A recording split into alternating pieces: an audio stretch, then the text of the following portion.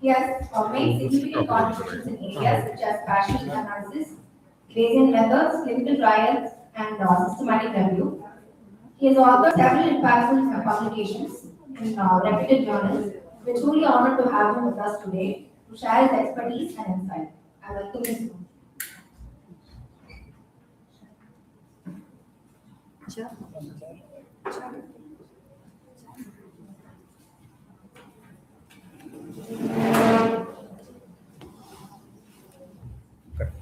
ಇಲ್ಲ ಇಲ್ಲ sir I need browser use ಮಾಡೋಣ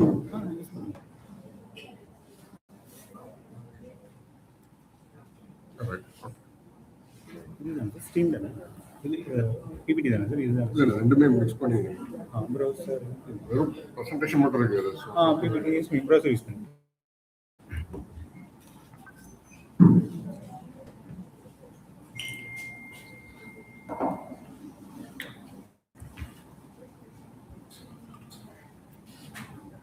So, very good morning, all.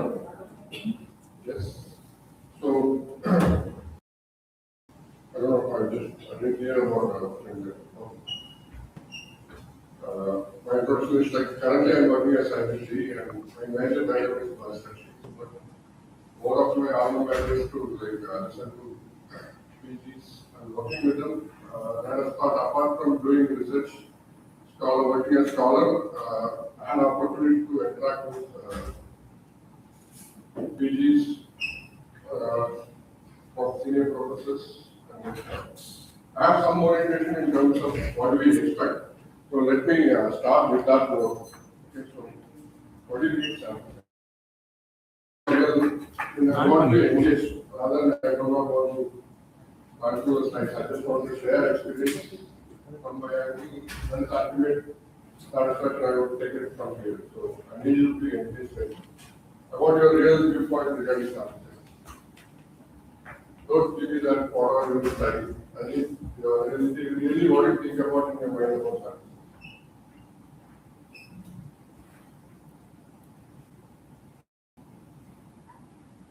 Otherwise, the purpose is not me being here. I want you to share my experience.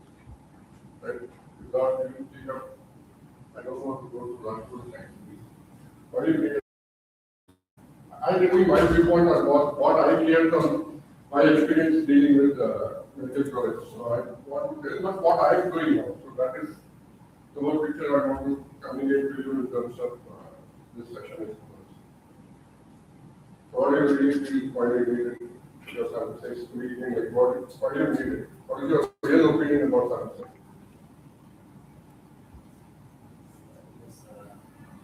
What a price. Like what I come to know is that what a rice. And how to it's cooked or not. You can't eat all the rice is it's cooked or not, sir. You take a portion of the rice, know it's cooked or not. That's what sample size in the next question. Question is, I don't know the theory. What really, how much about your original qualitative opinion about sample size? I just want to change it. If you have any opinion, why do you need it? Speak it frankly, and that's how bad I like to take it. I'll give my viewpoint what I have. How much it is worth? Everybody is like, how kind of like, I don't know about your background.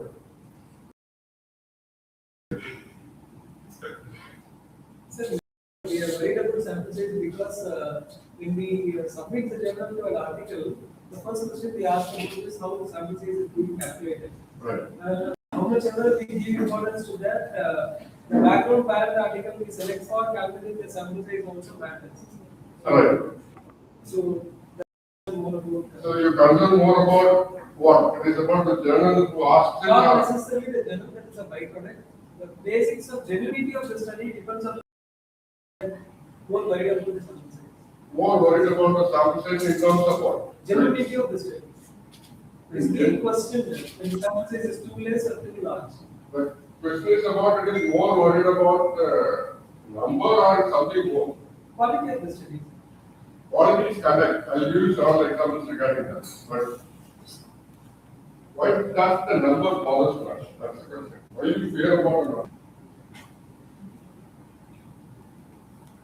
Basically. Sir mentioned one search point, I agree, general viewpoint, right, I'm going to touch upon it, general viewpoint, industry. I want to open track of it. I have heard all versions from everybody. I hope to listen from you guys, so that I can connect with what I want to speak, and then try to make it more matter scientifically what is the topic. So as far as I understand, it is something like the resource right at the time constraint. So each scientists, they are thinking about a bargaining between the precision and the resource constraint. Brilliant. That is what I feel in my experience. Right, so what it says like there are constraints about in thinking about something, so how do you go about that? Or what is the as such?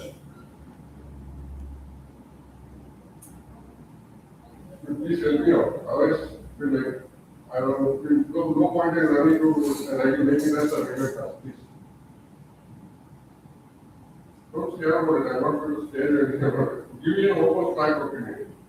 I'll give more of like case studies, what I work, from medical college to what I do now, all the transitions I speak about.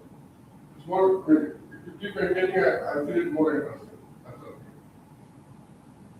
Okay, let me give you what I said. So the statement is the sample size is always 30. When it comes to medical college, it is about the sample size is always 30. Is that anything which you thinking about or anything? Is that am I making the right count? Yes. What about the number 30 matters? Like how does you get it and what you comment about the 30?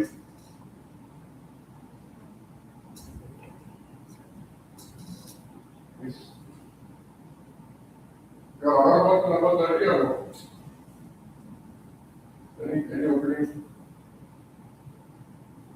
The other version is like somebody is too stubborn. You give me that number 30, I can deal with the IR. I know how to deal with the IR. Here this IR thing or what you call it? Same IR method. SRC, Scientific Research Committee. Like IR relationship before. You give me the number 30, I can deal with the IR. I know how to deal with the IR.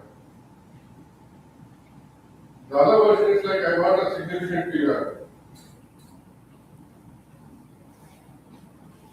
What I'm talking about, what does it concerns, how does it concerns, or is it concerning still to you? Yes, no. It concerns when there is no parallel reference ability to calculate sample size. So you don't need actually. The point, There's also one drawback with that, we don't know about those things. it is about, let me talk about how we work out on the exercises, but more of like public, and I hope everybody can pick the idea. I talk about the references and how we pick up the ideas, so that it convinces you like, and you may not necessarily have a parallel argument. So, I mean, touching the points on like qualitative viewpoints, what I come across in terms of computing subject is what I dealt with. So how do I do? If you got being me statistician, you give me a target net score of 30. What do I do with this number? How do I get the number? You said already 30, you decided. Why do you need? You have decided the sample size. So why do you need? Yes, no.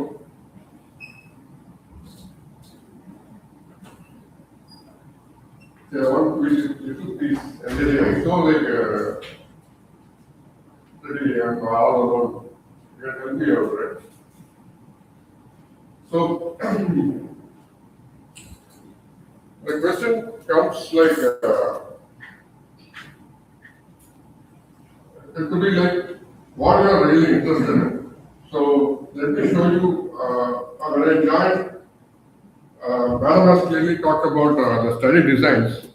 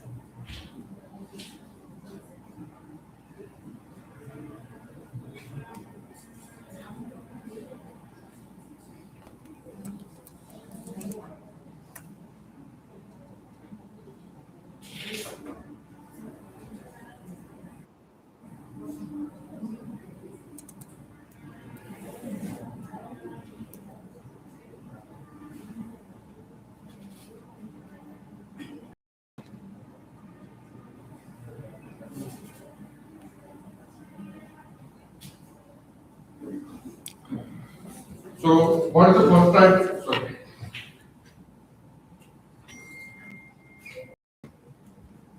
So what is the title says? So this is what they have, I mean, when I joined it,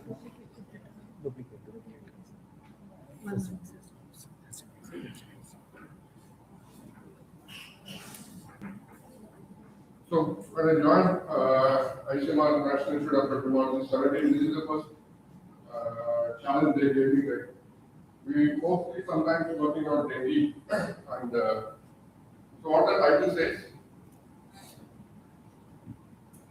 What the title says? You can read the title and at least engage with me, right? Please. Dengue infection. Then systematic review. This is one of the study designs she covered, right? So one thing she covered brief about the study designs, and she said it is easy every part of study design. A statement I want to correlate in terms like I show you what is where. The question is the easy or whatever you interpret here is like the spotting is where you connect that word easy, it makes it sense. So systematic review and meta-analysis. So I hope everybody aware about dengue. So what is the question here? Dengue infection in India, a systematic review and meta-analysis. Yes. How do you, what is the question to go through your mind when it means by dengue infection? How? How prevalent is dengue? How do you measure it? What do you take it to? Ideally, it is we are more into quantitative. So you have to know how to define that. How prevalence means what you are going to look at.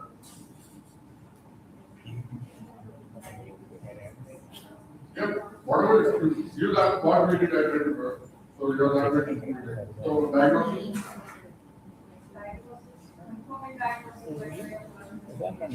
Brilliant. Right. Right. Anything more? Brilliant. Brilliant. I got it. Yeah, please. Yes, protocol, very good. Anything more? Complications. Yes. Super. Then.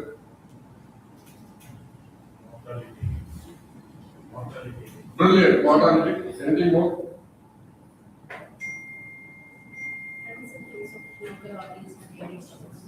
Friends. Depends on the study that they are choosing for. No, but this is about review.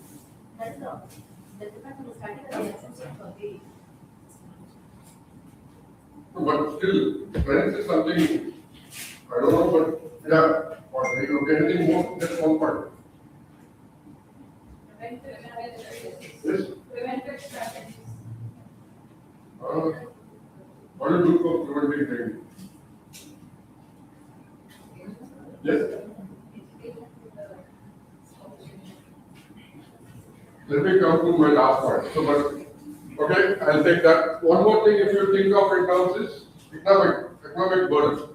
So the whole question of me trying to address is, does the country affected by so much incident cases of dengue? Whether by doing a systematic review, can we able to address it? That's the whole question. Makes sense? All that accounts, as you see, clinical definition of dengue, they are used WHO 2017, 2000, whatever class of dengue, WHO have given dengue classification for dengue. They are adopted it, defining dengue seroprevalence by confirmed laboratory diagnosis. Yes, any method, MS1, IgG, LGM, even like cancer-based methods, all we have taken into account. And he produced about mortality, CFR, base mortality ratios. Yes, we have included it. So what are these patients now? What do you call this program? We call it as hypothesis. Ideally objectives. Right? So research question and objectives. In fact,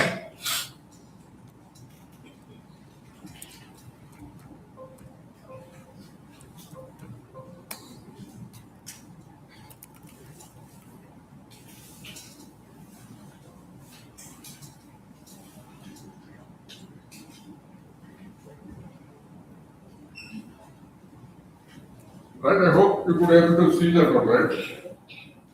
So if you look at the objective, does it meet our, whatever we discussed? Yes, can you read the objective form? What is the primary outcomes? I mean, we more of like went into primary objective. So what is the primary objective? Prevalence of lab confirmed dengue infection among clinically suspected. What is the second other outcome? Zero prevalence in the general population. And what is the third one? Case fatality rate. Right? In fact, when I doing this project, doing data analysis and other things, how long do you think it will take to complete this project?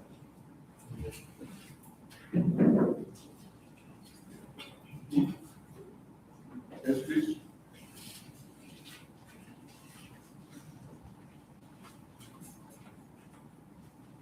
Conducting this project completion. So this got published in last NTD. I have a version like if you see, if you look at on similar when you're writing your discussions, you're looking for other alternate articles. I searched here for alone about this each research question itself as separate paper can be. But all this bundle has, in fact, if you go in detail, you could also see serotypes. Different rotating. I love that picture, basically prepared by Dr. C. Ganesh Kumar.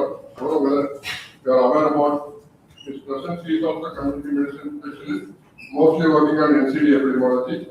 Dr. Manoj Sumrekar is our director and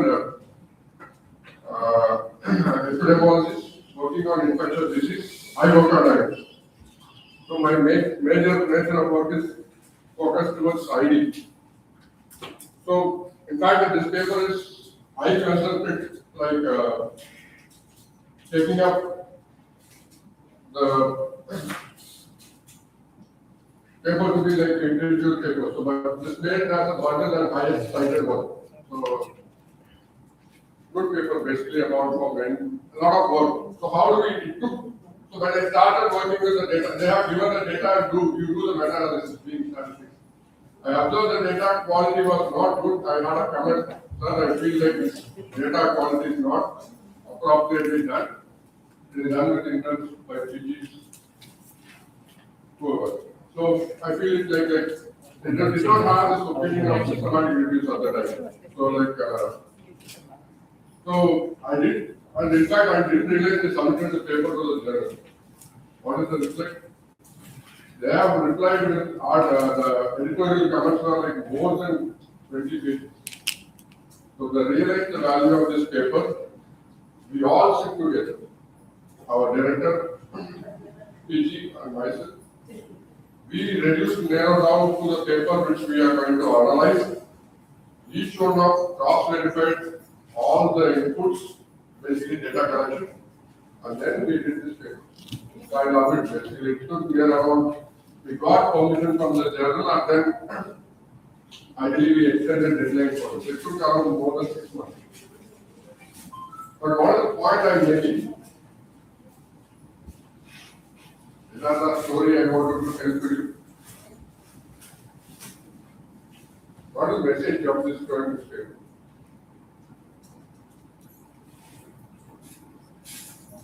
Any message?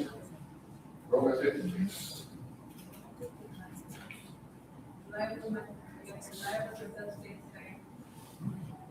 No.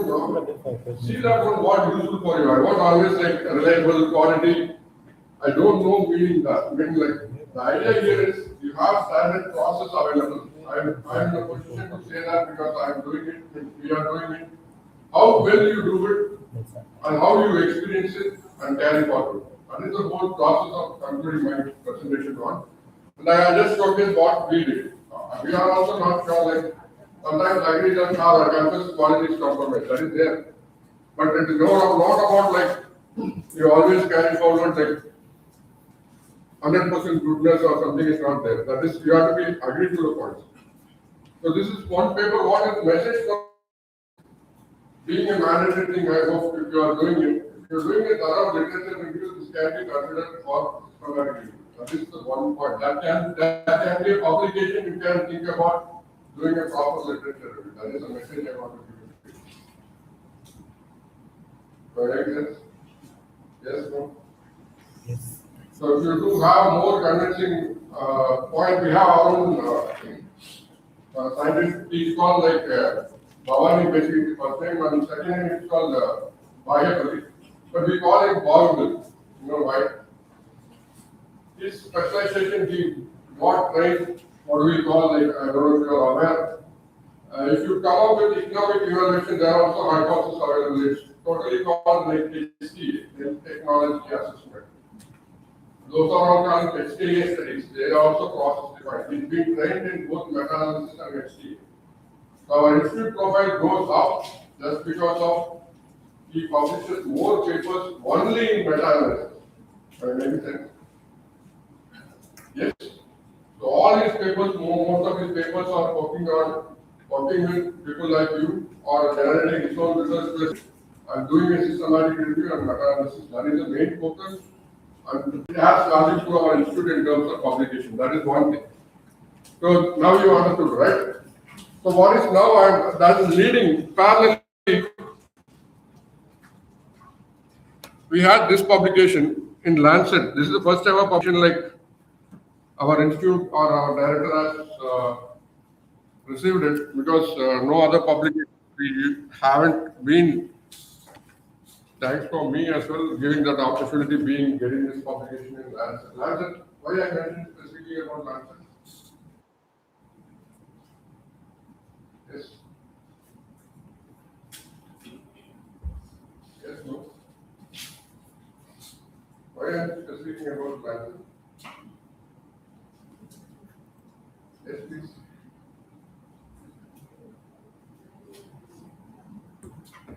Please. Why I mentioned about, are you aware of this journal name? Why I speak about the Lancet?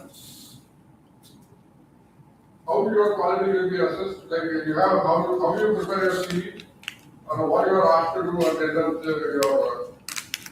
your Impact. yes, Impact. impact factor. So the same process. We also have our own evaluation conditions for our promotion and other things. So we also have to go along with the routine. But this question is like first ever paper within the institute happen to be have like high quality impact model. Impact is like what about the? It is about the question. So what is the question here? I hope you could read it. Please, somebody can read it for me. Yes. Yes, please. Somebody read the title for me.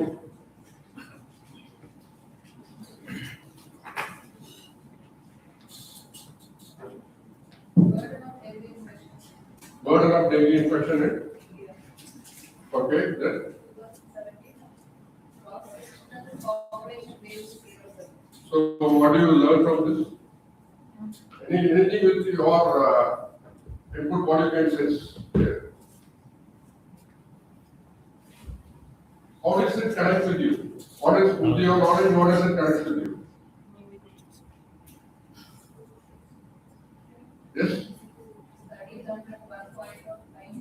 No. Give me the brief thing. I don't know the explanations. What it connects with you? Yes. The title clearly says right. Why economic burden comes here? I'm more focused about study design. What is the study design? Cross-section. Is that simple, right? The cross-section design.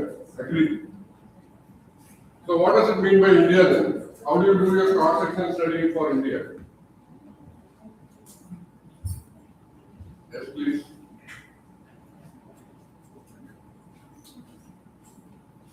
Give me the challenges, then I will come to what I talk about. So those are something you have to really think about. I don't know about within the hospital settings, still you think, but I hope you are applying let me share this experience. I've been a reviewer for Basically not a review, they ask to do it because so many applications. There are, within algebra, we have different levels of funding. STS, basically short-term, intermediate and senior level, and then you really have a research grant, bigger research grant for whoever applies it.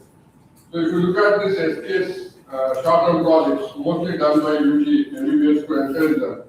I reviewed myself 30 proposals. So on different segments like looking at background, introduction, methods, and 5 segments you have to score it for 100 marks. So when I did early, like part of the last 20-25 years, like 30 proposals, what is the current topic? Research question. A. What A. is it? Yeah. All A related proposals taken up from A. Right? But thing is, see, we about, there are certain spec, it is always there. What do I mean? Specifications required for grant or ideally for your, the entire picture, there are always there's a spec. What do I mean by spec? Specification. What do you mean by the specification? Required for any research spec. I hope you are aware of it. What is that one? What do I direct to here? How do you write a proposal or protocol? What is the specification for writing a protocol? Yes.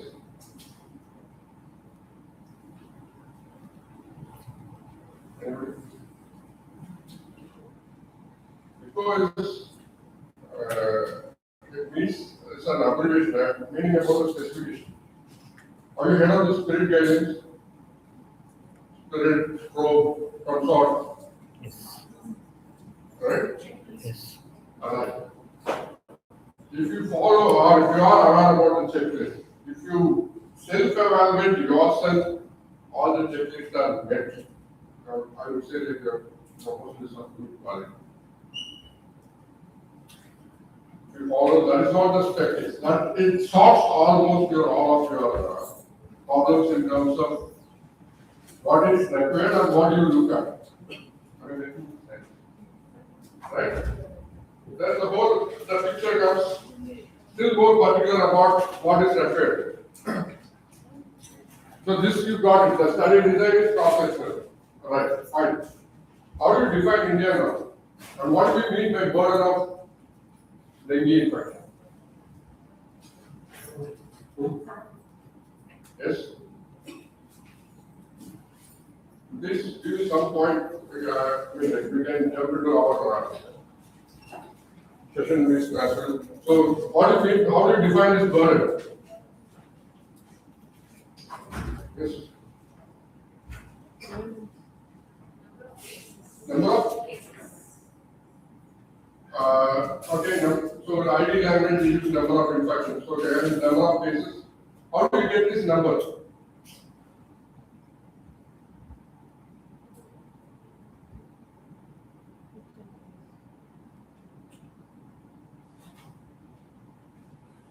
So if you have a mark sheet or if I say percentage, what does it mean? Where does that percentage come from?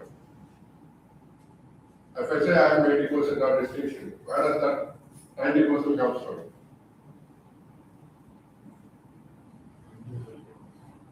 Good. Percentage, how do you derive a percentage?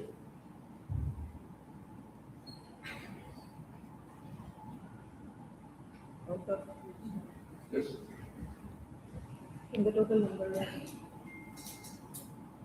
You go ahead, right or wrong, please be go ahead. Out of which Total marks scored by number of total marks you scored and then by the what is the total marks you have written, right? So basically we call in every language numerical denominator. So this proportion is the ideal question here. We mean by burden, we are interested in estimating the zero tolerance. So what is mean by zero tolerance? What do you mean by zero tolerance? But what do you mean by zero tolerance? Yes, please. Zero means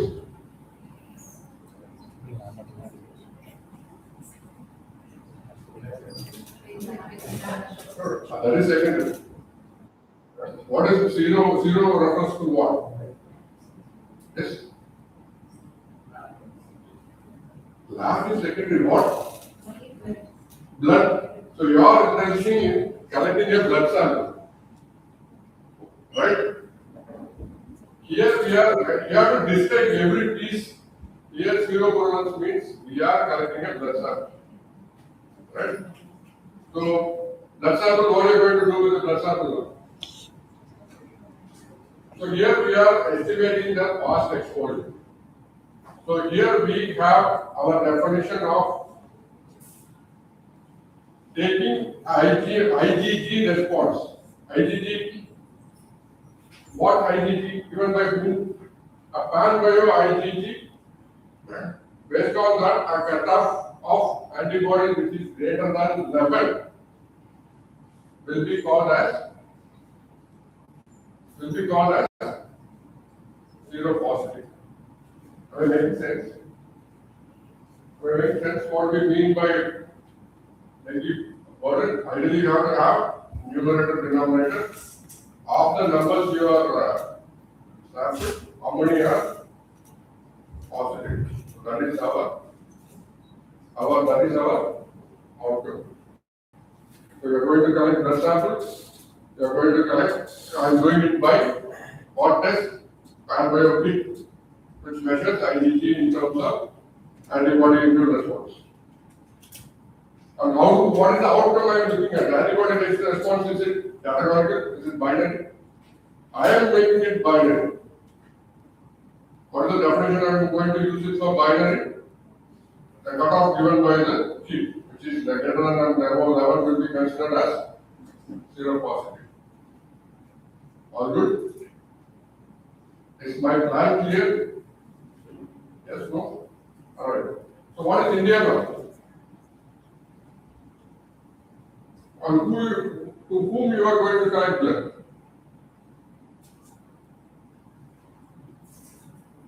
How do you represent India?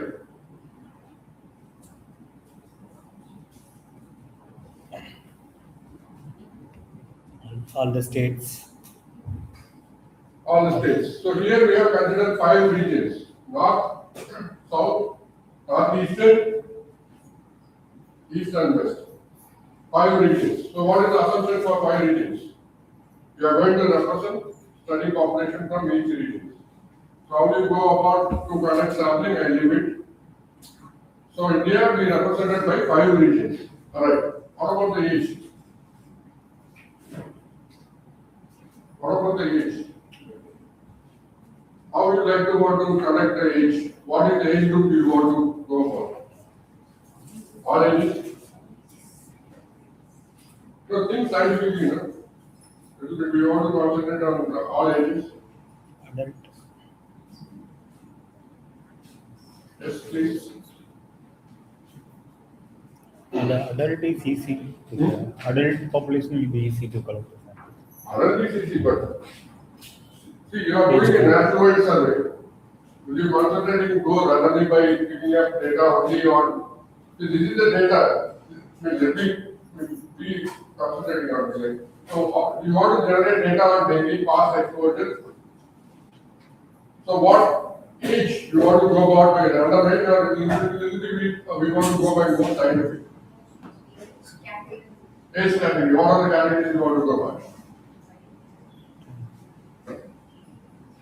So we have here 5 to 9, 10 to 17, 18 to 45.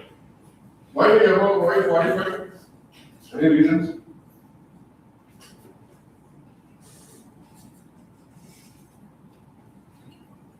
Why any reasons?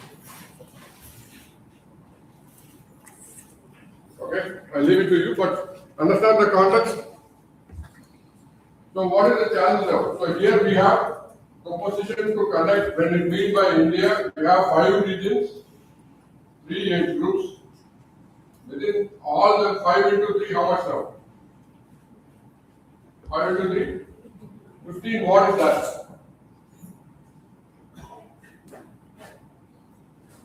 5 into 3, what is that? 15. Basically, it means 15 subgroups. When you plan for sample sizes, subgroups matters. If you are interested to look at subgroups, sample size, it matters when you have to intake sample size for separately for each age group.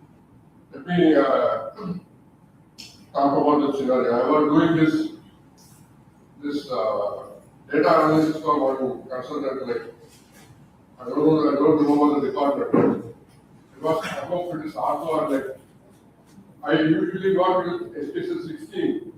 I work with like T-score, that score, and many other technical parameters. I created so many subgroups. Actual variables is 30. I created subgroups near around 700 in a way that SPSS got dashed. Understood what I mean by this? Understood? Yes, no? You have originally 30 variables. I have created subgroup variables from near around 700. SPSS itself got crashed. So the point is, what is the point I'm making? Don't bring in the reason which are clinically important on these things. When a fit matters, it matters with sample size. If your findings or if you are really interested in making out findings established from there, it should be there. That is the point. Right. So taking to the sample size, talking about, ma'am said sample size calculation is easy for this. Yes, it is easy. So can you read and interpret me and tell me about your opinion?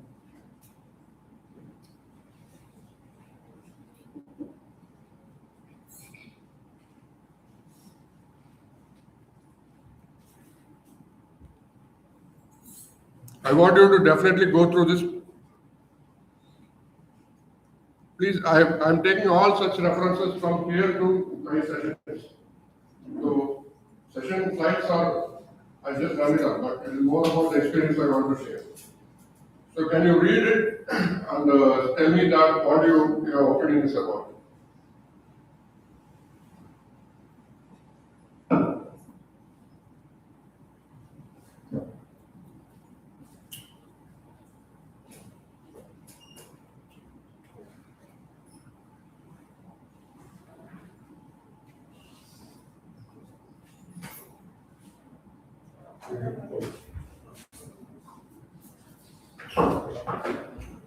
Assuming 60% zero prevalence of dengue infection, a relative precision of 10% and design effect of 2, and for 95% CA, we require a sample size of 503 people, rounded to 528. The nearest number divisible by the total number of clusters per region, that is 48. Per age group per region, with 11 individuals per age group per cluster. We assume that about half of the randomly selected respondents would not be available for the participation in the survey for reasons such as locked houses, selected individuals or their parents in case of children were not available at the time of survey, or blood specimen collection, refusal to participation in the survey, or refusal to provide blood specimen, or hemolysis of the blood specimen. We therefore plan to select 22 people, which was rounded off to 25 in each group of age. So, what do you understand from this statement? What is your opinion about this statement?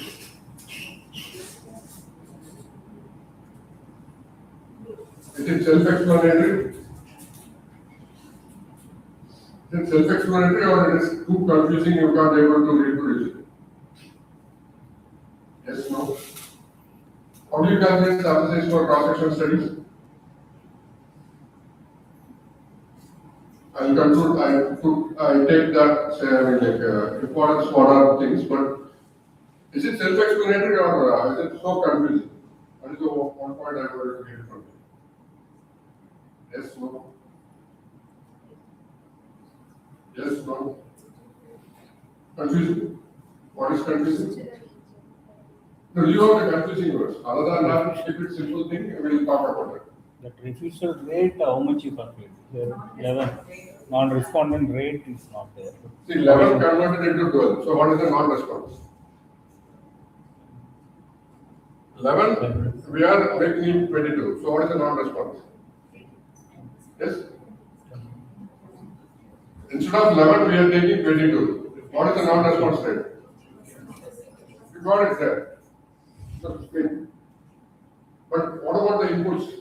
Are it well explained? I mean, in case if you are unaware, but let me give my opinion. This is self-explanatory. I give to my MSc Biostatistics students these kind of, they do basically general review.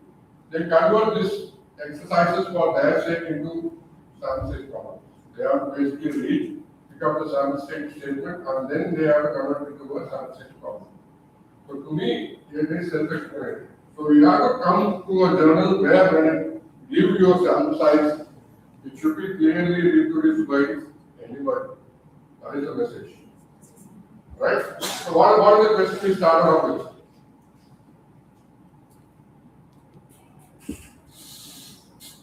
What is the question? What is our primary question? Objective.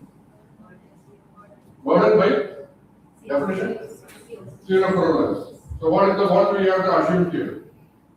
For calculation sample size, we have to assume zero prevalence. So what is the assumption of zero prevalence? Where does it come from?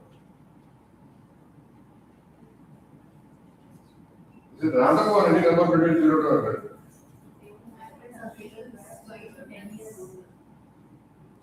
So don't confuse it. At the overall sense, it is 60%. I'll give you all sense. The assumption here is 60%. On the air does it come or where does it come from? Any book or any idea? Yes? Yes?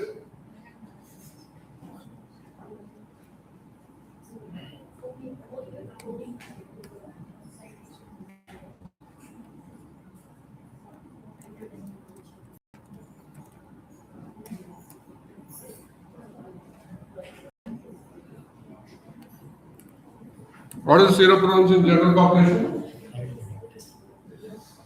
What is the zero prevalence in general population from systematic review? So what about the other one? Nearby some numbers you have, right? What is this? A range, lowest and upper range. Right? Can it help me to design sample size input for based on zero prevalence? Yes, no. Yes or no? Basically it is from there. So that is the reference you have here.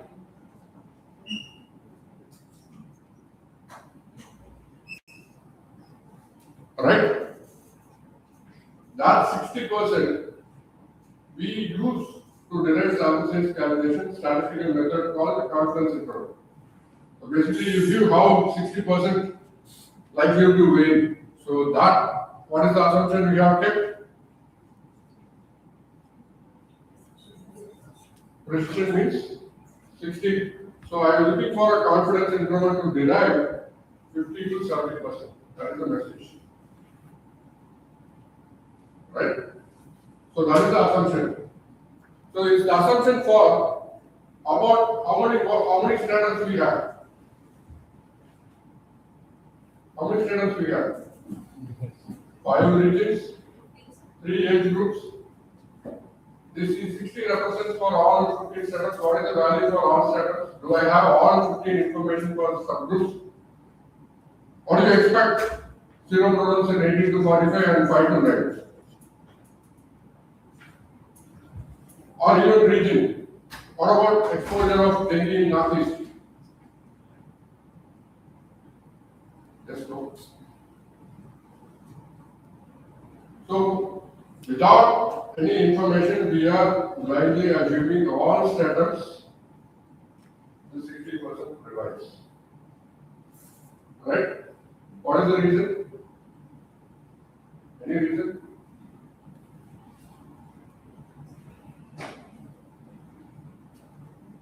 Any reason?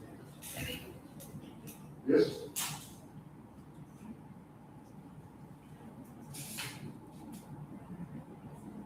Any reason? Why can't I measure all, I'm a statistician, I know how to compute sample size. I want to do for all 15 setups and separate sample size and work out.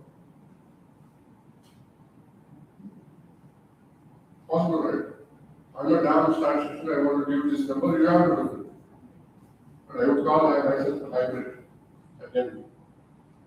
manage both, and not literally a statistician who's stubborn about this, but any reason you could think of? Yes, please. Yes. If I want to go by, what is the common challenge? That's the thing I want to be thinking about. Hmm? In what way?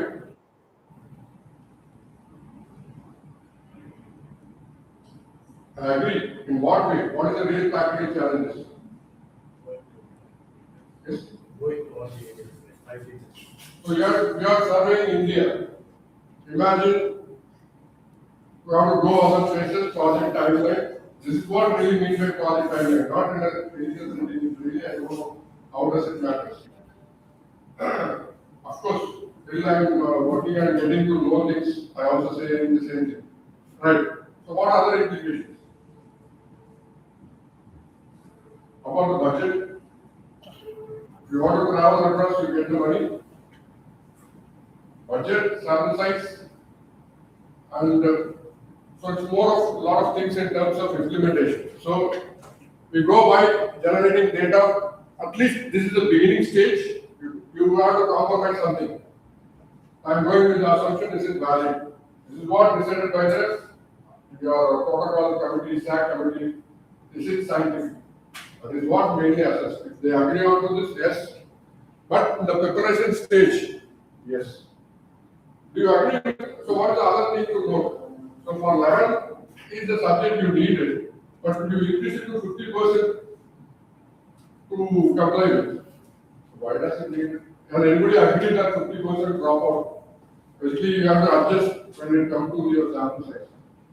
You have to play around to have final number. You adjust for your sample size. You know, 48. Why 48 is that? That's close. Because you can take the QPS, I'm asking you, I want more clarity on 48. 48, How I do you know. derive from that? I'll come to that basically. So I'll touch upon that. So, but maybe let me talk about this 11 50% dropout.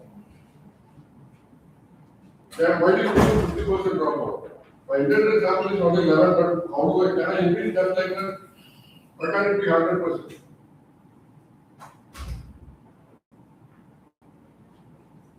Yes.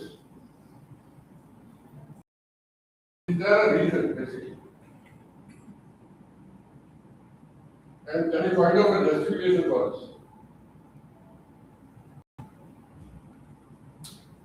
Would you allow your 5 to 9 children to participate in this survey and allow blood draw? 5 to 9 years age? Yes? No. So that is the anticipation we had to accommodate equal numbers in lower age groups. So we had 50%, which is too much basically. But what is the one which is maximum allowed? Max 20%. If you ask, we had our own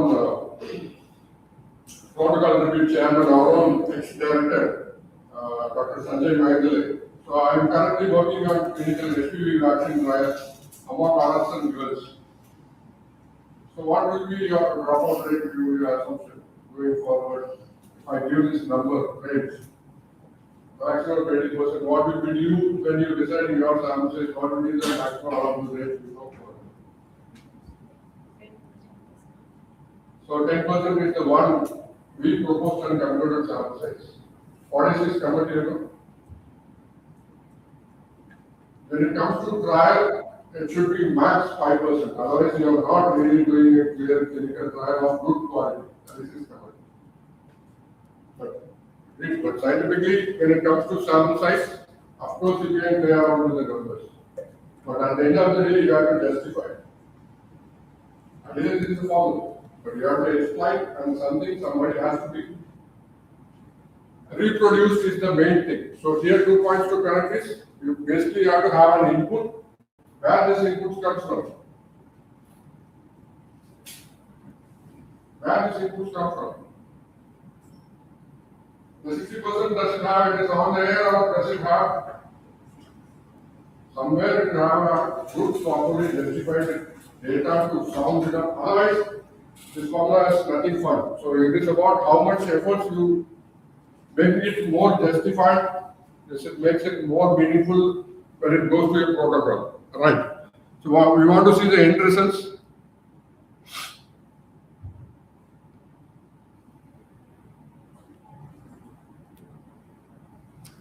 So this is the prevalence by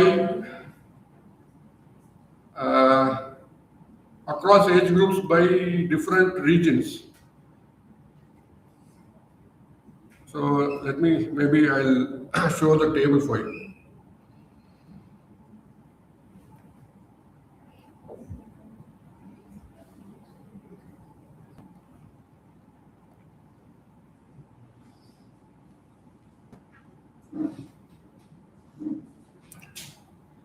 This is the lower one is 5 to 8 groups. So what is the assumption we had? 60%. This is region 1. What is the prevalence?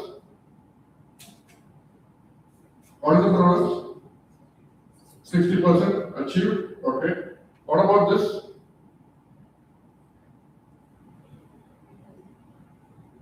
What is the number? Yes? You can read the number. What is the number? 5%. What about region 18? What about this? What about this? So what your opinion is about? Where do you think it is 5%? Of 5 regions I quoted, where do you think this will be 5%?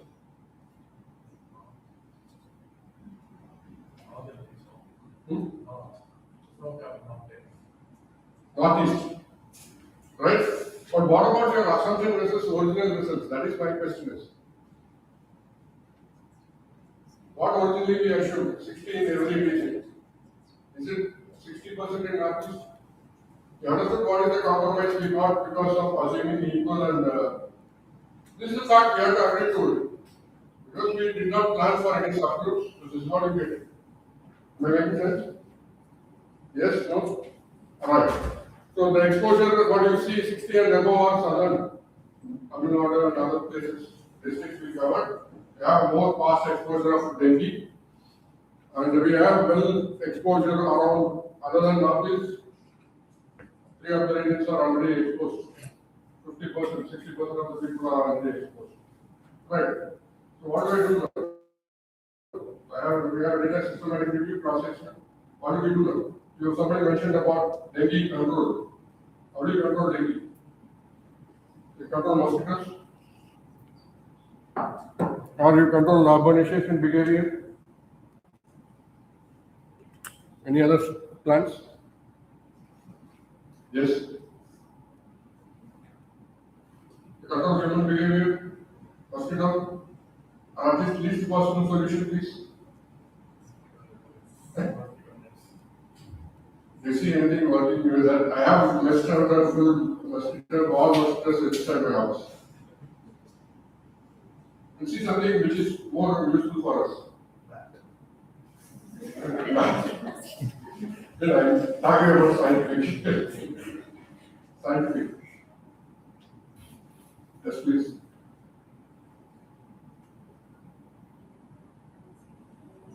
Give me something useful solution. What do you get off?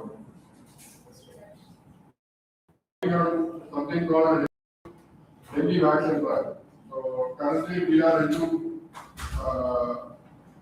enrolling 10,000 subjects, looking for 2-year follow-up trial, again a cohort.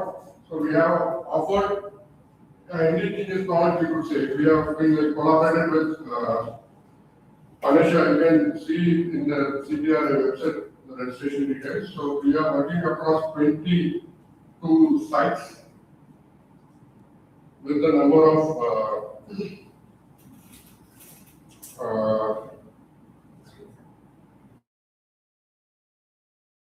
2 sites across to say like a collaboration with single dose tetravalent dengue vaccine for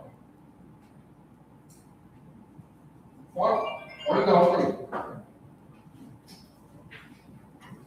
What is the outcome?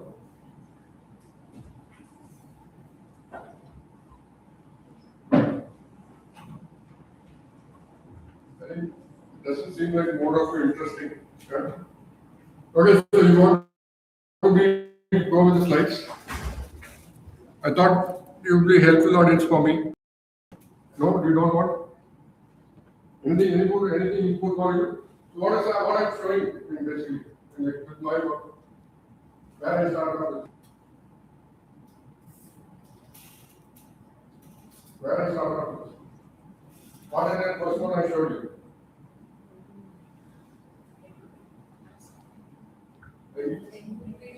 So what study is it? Basically, think about it in terms of study. Somebody will do that.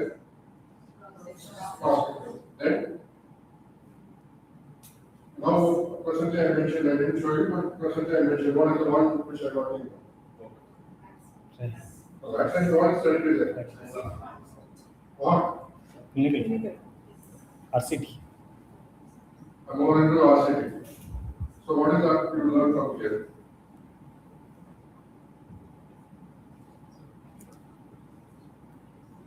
What's the learning from here?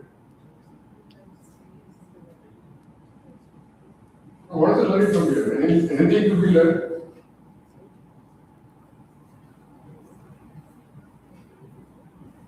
So this is research.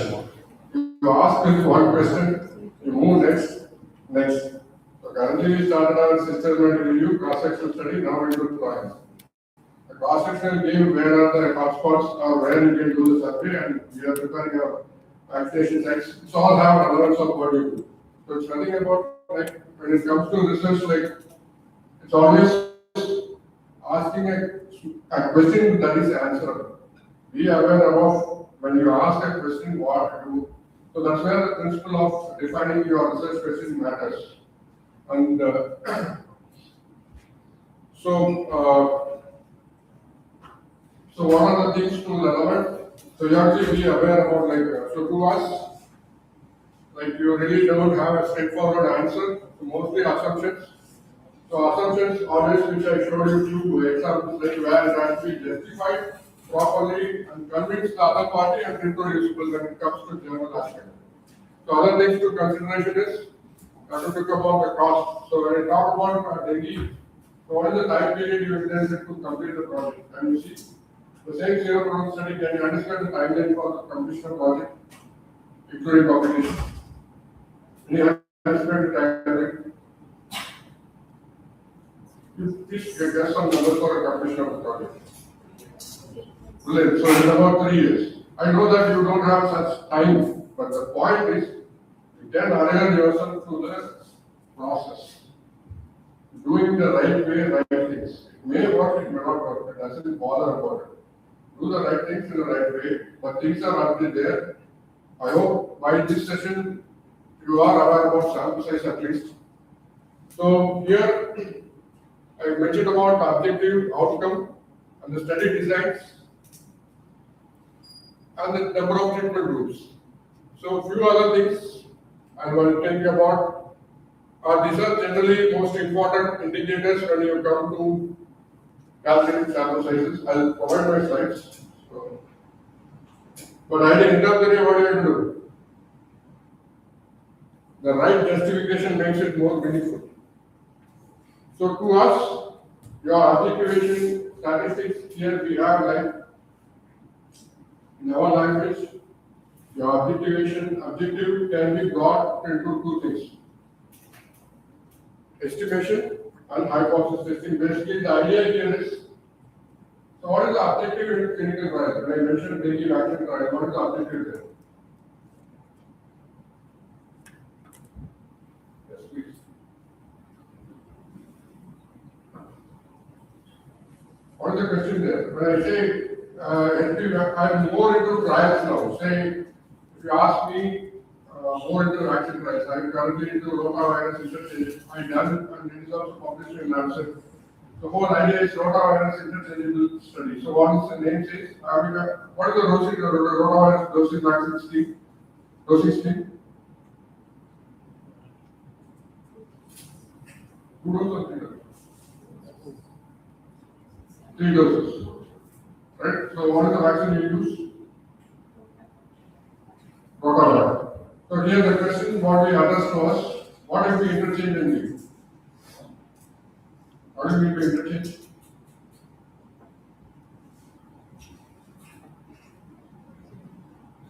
What do we mean by interchange?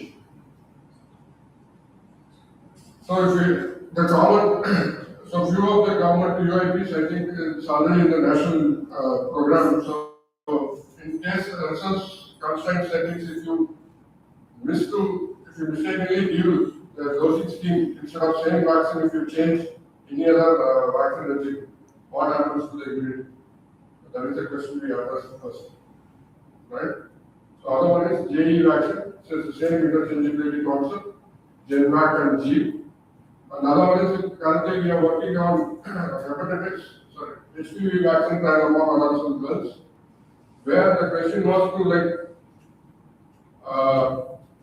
one dose of Cervavac versus 1 dose of Gardasil. So one of them is a Chinese vaccine. We want to replacement as our own Indian vaccine. How is the comparable of this?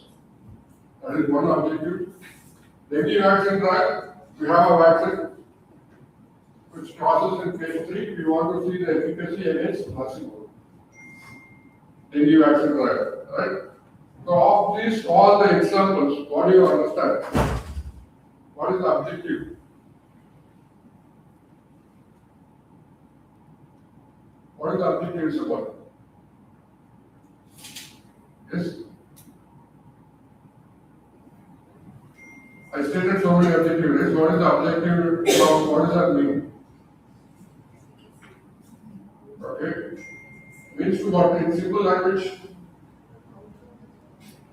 Yes?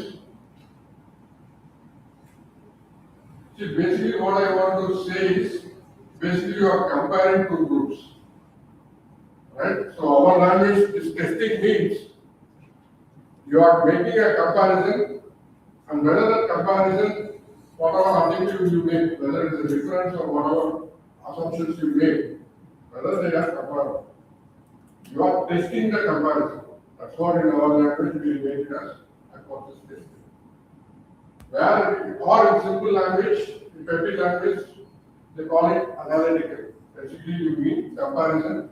Whereas when it comes to estimation, you are dealing with only one group. Am I making sense? Right? So those are the, so you would have to differentiate yourself what question you are dealing with. Whether it is an estimation or a testing. Right? Of that, it depends upon your outcome. Whether the outcome is categorical, binary, or which is a continuous quantitative outcome. So of the choices under two headings, so you have identity 2 into 2. Basically, the matrix has 4 formulae. This is the base for any other formulas you encounter or anything or any other discipline you use. This is the base formula you have to be aware about. Right? So when it comes to this, don't get carried away by the numbers.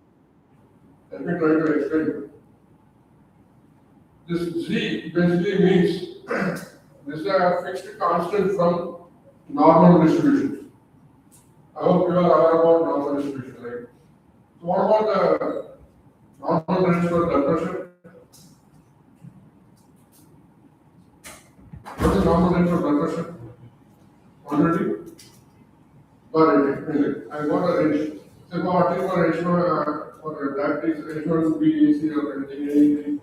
Yes? 6.1 to 6.5. So how do you get that number? What does it mean?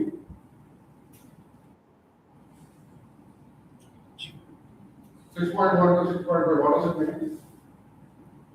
Or any individual biochemical parameters. We have anything we have a low and upper range. What does it mean? What do you call that as a normal range? Brilliant. So that is taken up from this normal distribution. That's what we mean. So we mean normal, your data is normal. Basically, most of the observations are within 95%. That is the assumption. And you have here, for that, theoretically, statistics gives you some fixed constants. That you already know. So when you say 95%, it is exactly speaking 1.96, or you could say 2 times.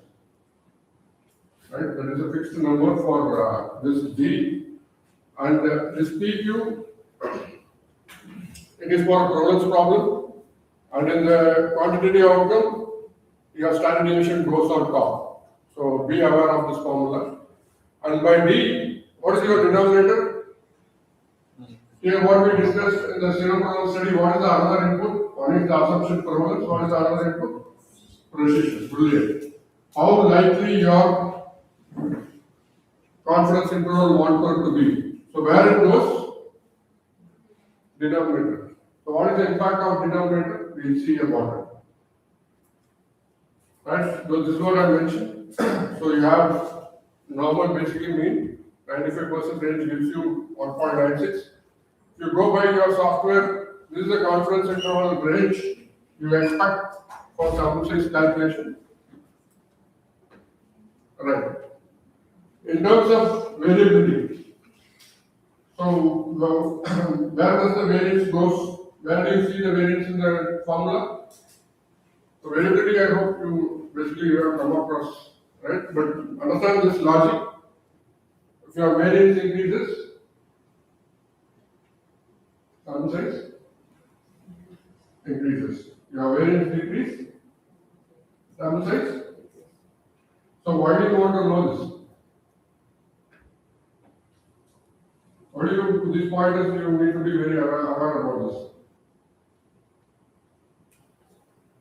Yes, please. Why do you want to know about this input parameters, please?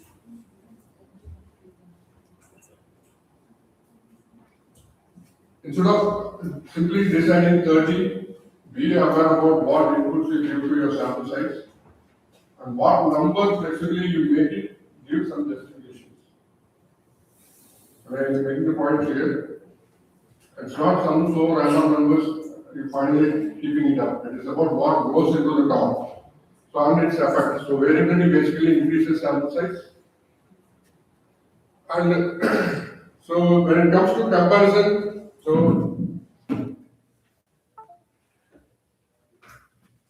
did I speak too much? No. So basically like till the power comes. So what do you expect in terms of, I suggested with few objectives, right? In terms of what are, okay, daily. Let me come to this daily itself. So what is the outcome you would like to keep for showing efficacy? Daily vaccine trial, what would be the outcome you would consider? Yes. Safety is definitely there. When you go to a trial, that may not be a primary outcome at all. By default, it has to be there. And this is safety established in process by different phases. So right now we are in phase 3. You already know this is safety is established. What is the primary outcome? How do you know efficacy? Yes. How much percentage prevent the disease? Meaning what is that? You put it in the outcome terms. How much you prevent the disease, what is in technical terms it is called as?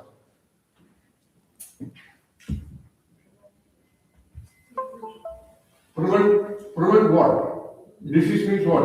Occurrence of disease. What is that technically it is called as?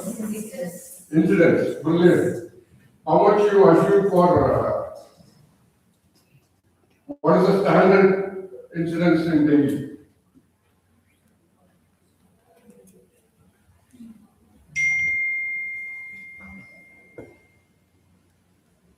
So how do you do, what do you do to know what is standard incidence of dengue? Will it be established or where do you get it?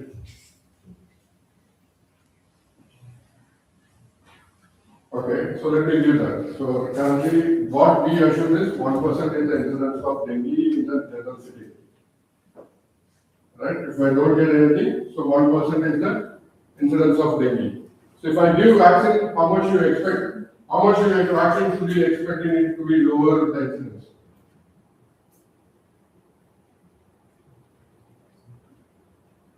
0.99? 0.99, 1% is actual. If I give my vaccine, it reduces 0.99.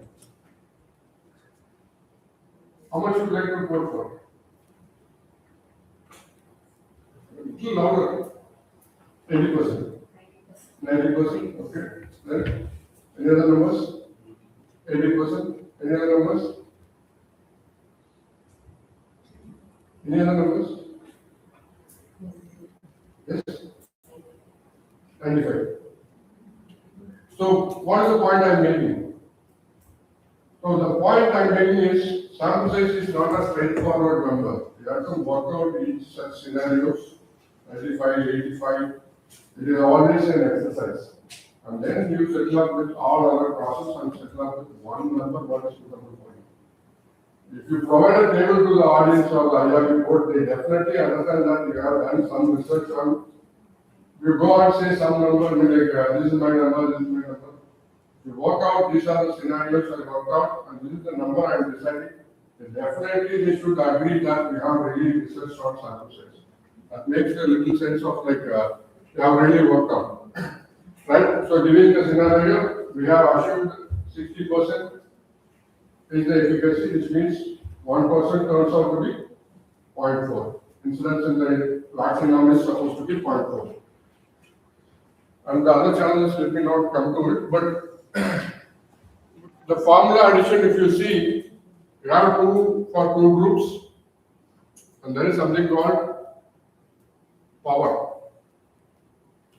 This concept, let me time thing, I'll just keep this for time being. But so to understand this power on this alpha where it stands Z, it's all constants from normal distribution, right? So there you assume, so always when it comes to confidence interval, we pick up 95%, which is standard 2. When it comes to testing, we have these constant parameters. We have like alpha, which is level of significance, or you say your p-value generated under the assumption that it is tested at 5% level. 5% level of significance, and power, which is, it should minimum, it should be what we expect is 80%. So for these two values, we have to generate the constants with the minimum. And these are the things. And P1, incidence in placebo arm, incidence in vaccine arm. Right? So two groups basically you have. What goes in the denominator now?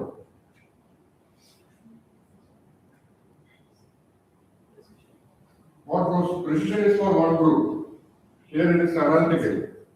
What goes in the D is common notation we used in sample size, but it has a different meaning. What do you propose to prove here? So here we are trying to show 60% efficacy, the difference. So difference is basically it means clinically and statistically significant difference. Basically you have to give the difference which is what important for you. So that is a sound thinking it is involved in deciding the sample size. And the same as this sample, much of no difference. You have earlier saw standard deviation on top, which is multiplied by 2. And below you have mean difference. So that we have to understand. So since it goes to the denominator, if I expect larger difference, what happens to the sample size? Increase or decrease? Difference, larger difference in the denominator. Basically, you have higher, larger value in the denominator. Sample size decrease. Smaller number in the denominator, sample size increase. You have to bet on it. So basically, you have to understand the input parameters for sample size, and along with your assumptions. Basically, these assumptions make it more justifiable. Okay. So if you think that is established, so it's more or less it gets a pass.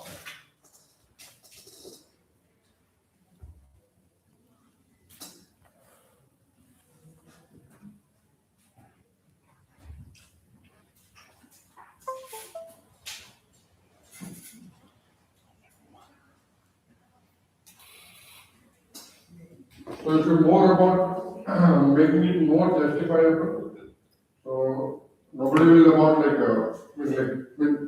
of course I agree, these are like easy target questions when you go to IRB or any other place.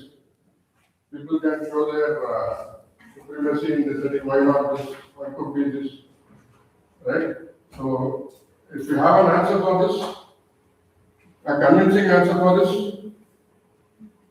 so mostly it will be get through, you will get a pass, otherwise it is difficult.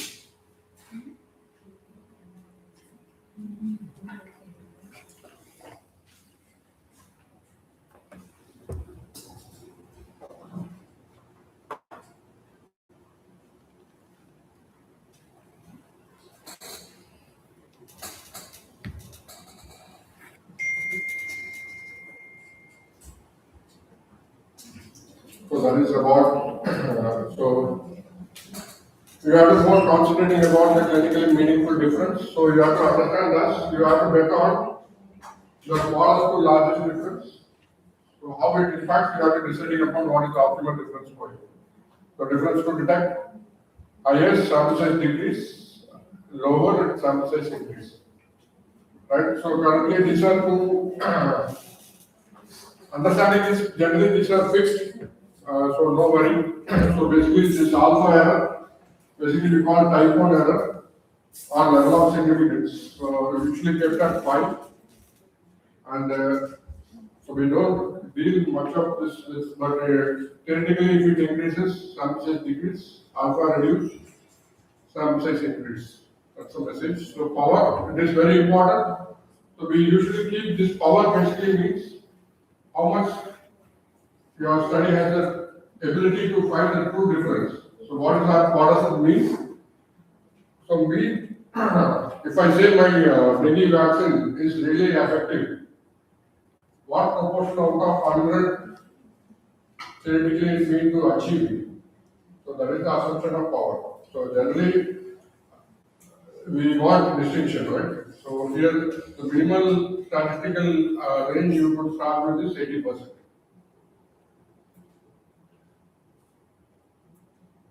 So, so that's what, bottom line, this is fixed. So minimum level which we goes by 80%. Anything beyond 80% is increases your sample size. That is the understanding probability. And a few adjustments to reach your final sample size. Dropout, right? How much your intended number, that matters. So maximum it goes. If I go by picking up 100 is my sample size, I expect 20 subjects drops off, as it means 20%. So I intend my number 100 to 120. So finally I'll get my 100 in the analysis. So that is the meaning of this. So how much you go forward deciding it, you have to be carefully deciding about what is the logic behind assuming your expected dropout. Understand this increases your sample size. So here, yeah.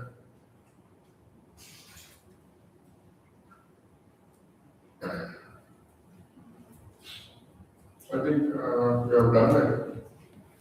So if you're much about thinking about RCT as a special case, the formula is same. If you are seriously watching the formula, do you see any changes in the original 4 formulas which I showed? Anybody observe, anybody have a clear identifying what is the change in the formula?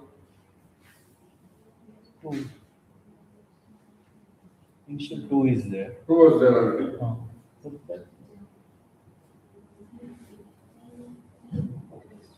Yes? Any additional change? Denominator will be 3 times. Brilliant. So it is the change in the denominator. So that will be not talk about it. So but understand that 4 formula will be the base for everything. So with my experience, I say if you good enough to use it. So I leave my slides here. These are like partly these CMC slides, or if you heard about something called the headmaster, or you're having it. So these are some exercises or all this being taken up from there. I'm one of the team members behind this, reviewing all the sample size exercise in general understanding this. But I would say like all those base formulas will like sort you that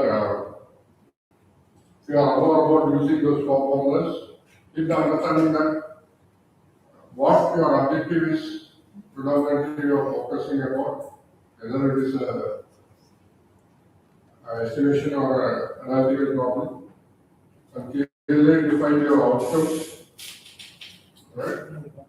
Based on that, get the right literature. I mean to say like using your experience, see that the numbers are what goes into the sample size formula makes it meaningful.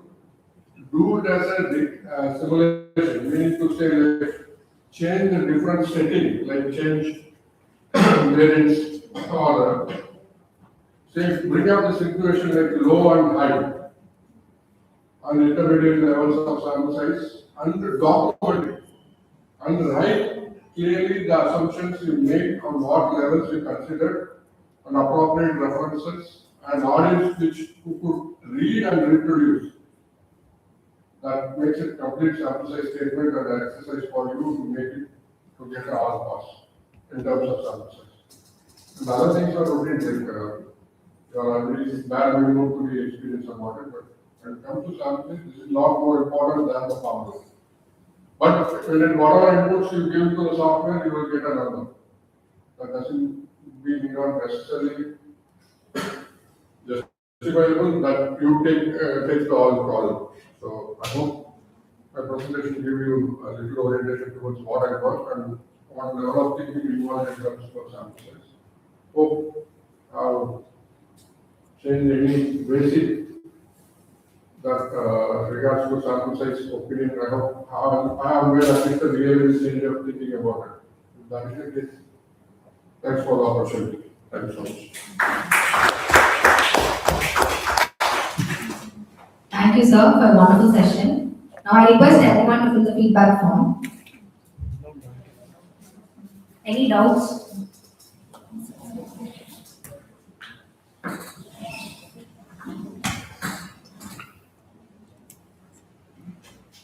That's a wonderful experience. So it meets the theory and experiences. That's very nice. So my doubt is like when we write paper, should we mention the software that used for sample size? Yeah. Additionally, I mean, like, I have showed you the formula, right? So do you need a software to do it?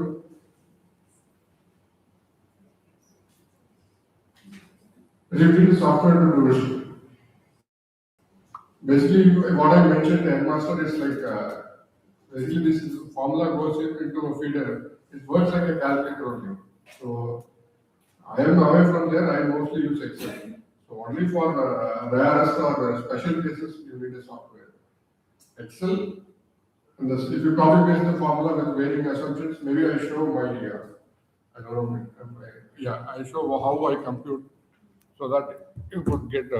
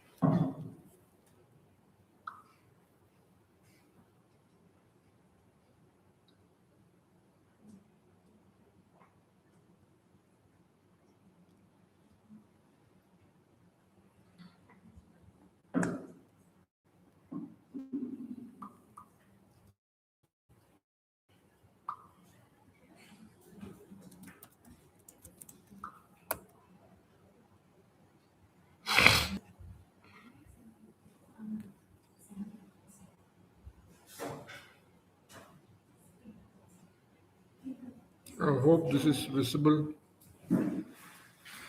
See, this is one of a project, so where I asked to review or provide a justification about the sample size.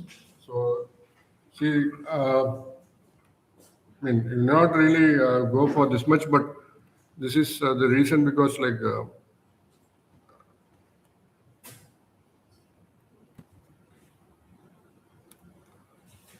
can you see? So, basically, I simulated different conditions.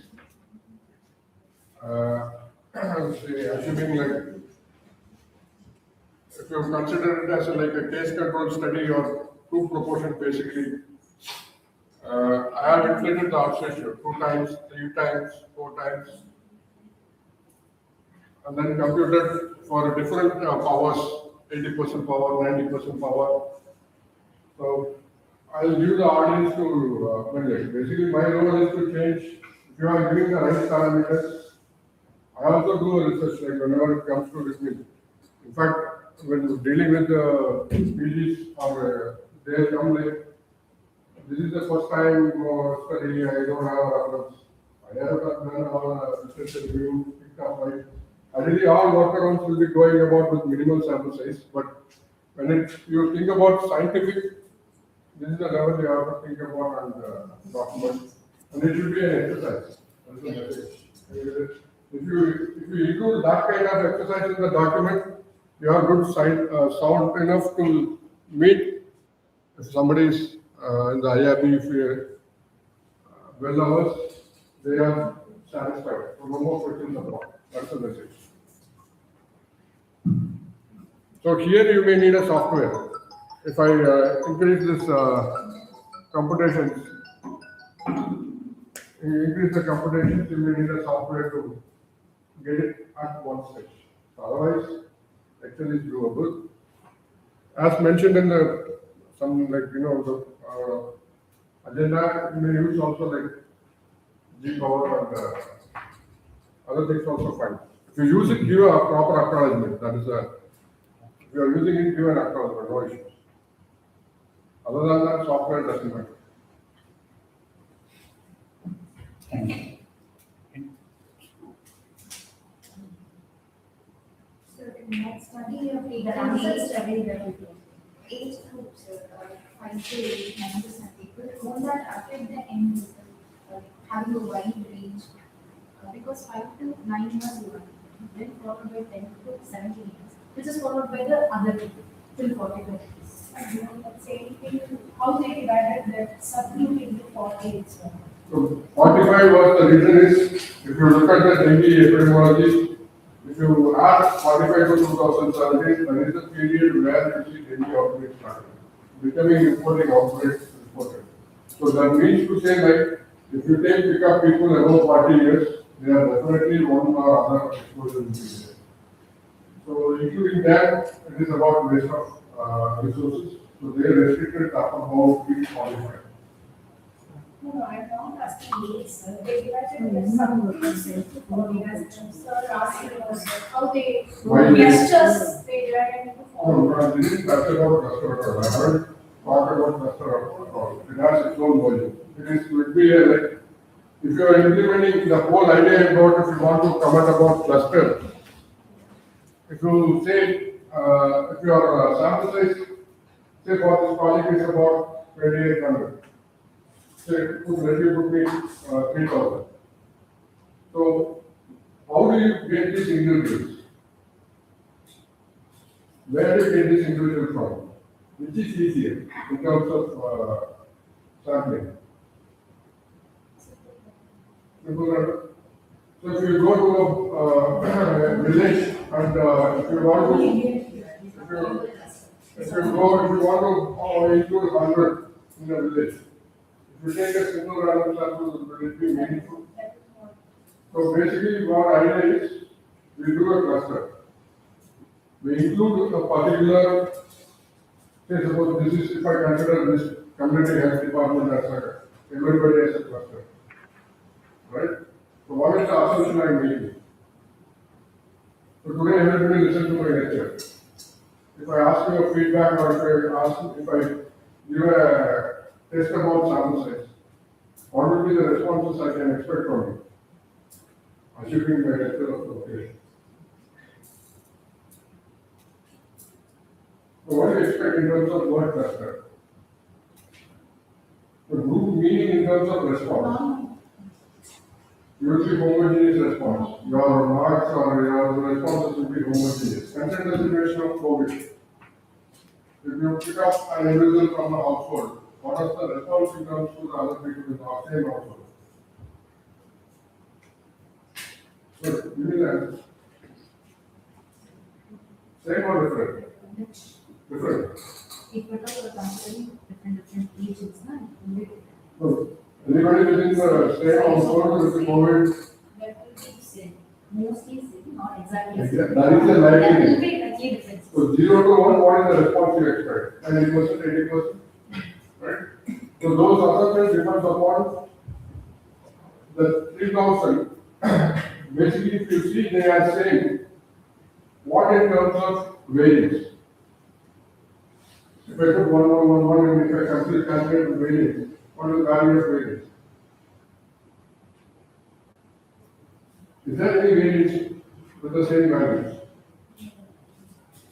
Yes or no? If your blood pressure is constant, meaning to say like all are 122, is there any absolute variance?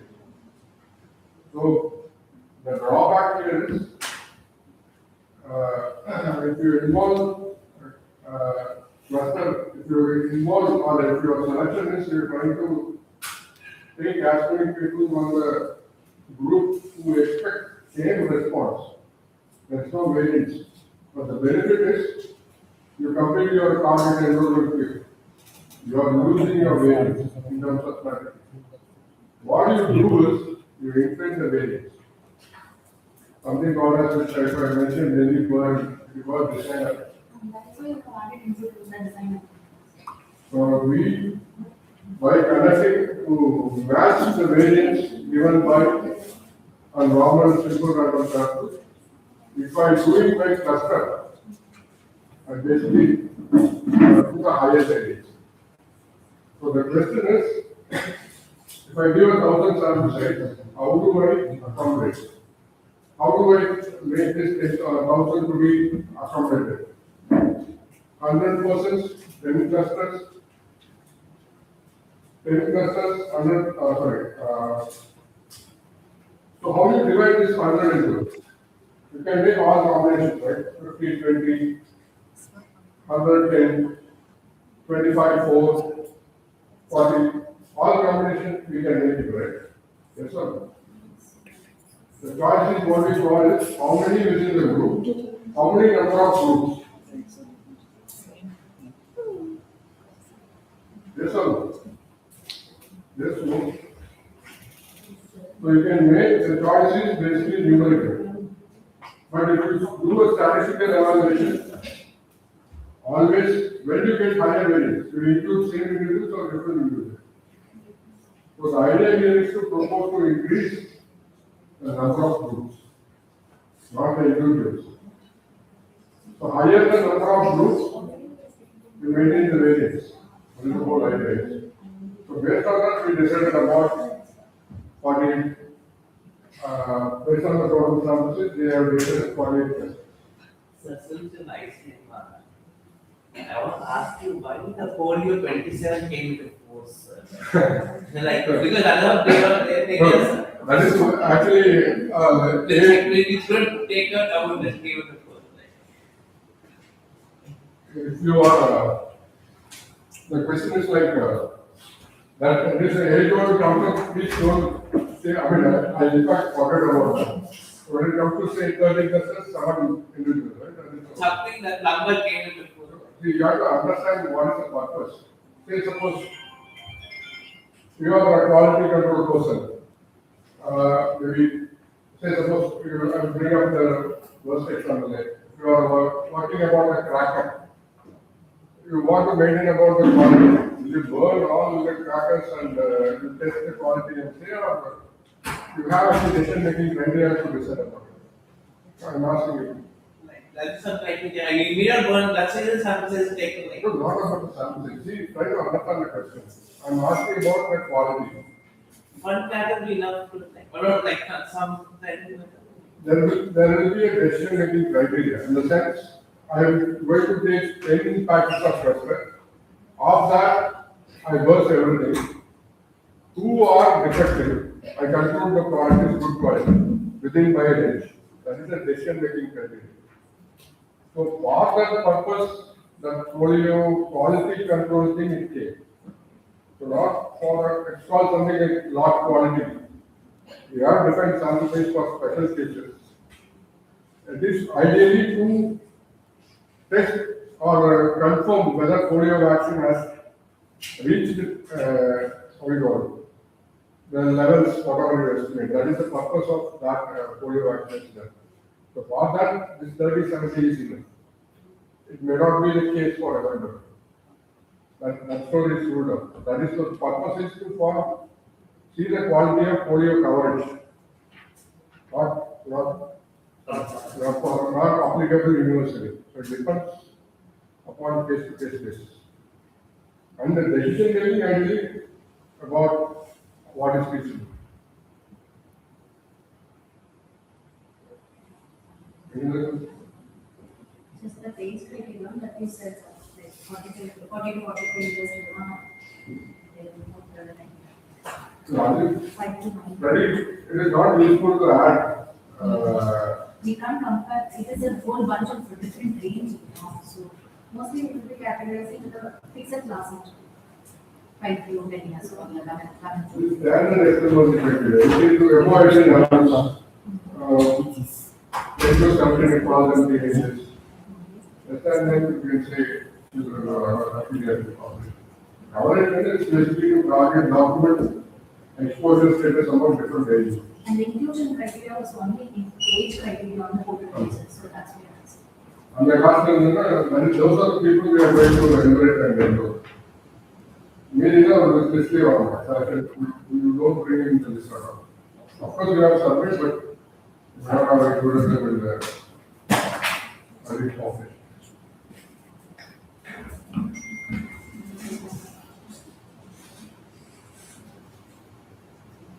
So if you want more specifications, so like for the dengue vaccine trial, currently we are working on adult.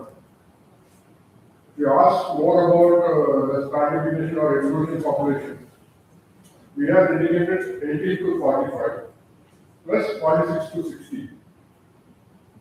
So how much you vaccinate, we want to also document if anybody is elderly exposed also to have the effect of vaccination on that, but very little. After the 10,000, 30% go to that group.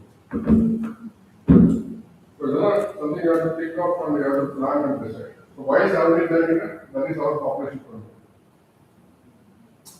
In structure, we assume that is 30%, 70% from the population. Most currently our age population age to be 70%. Most of them are here.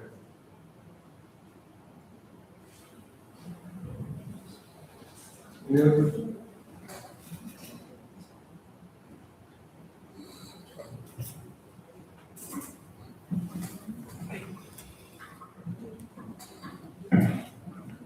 Thank you so much, everyone. We can now break for lunch.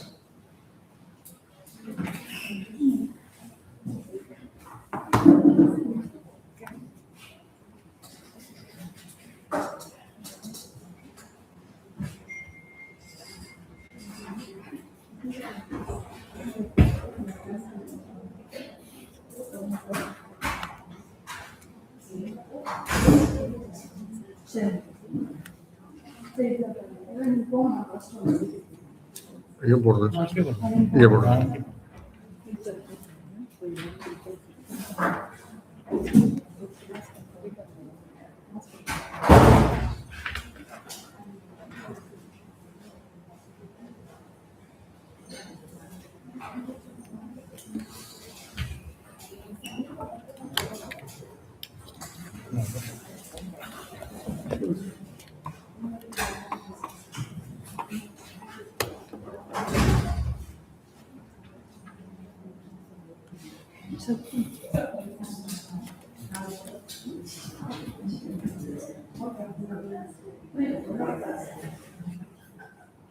With time managed for the this is fine.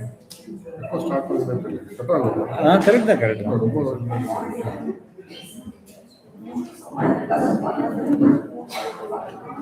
Explain.